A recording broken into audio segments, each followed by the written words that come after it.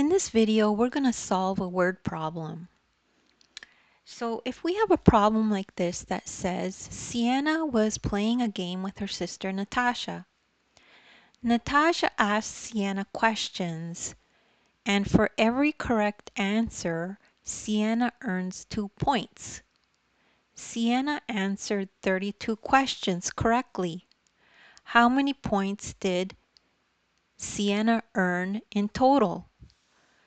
So the first thing you need to do is not panic, okay? These are just words, and you should be able to figure out just by reading it and breaking it down what this question is trying to ask you. So step 1, determine what type of problem this is.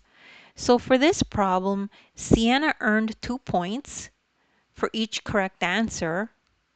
So this tells us it's a multiplication problem because every time she answers correctly, she earns 2 points. So it's like you're multiplying what you're earning. So write the next step is to write the problem as numbers. And how does that look? So she answered 32 questions and got 2 points for each one. So that's going to be 32 times 2. So the next step is to first multiply the ones. Okay, so it looks like this.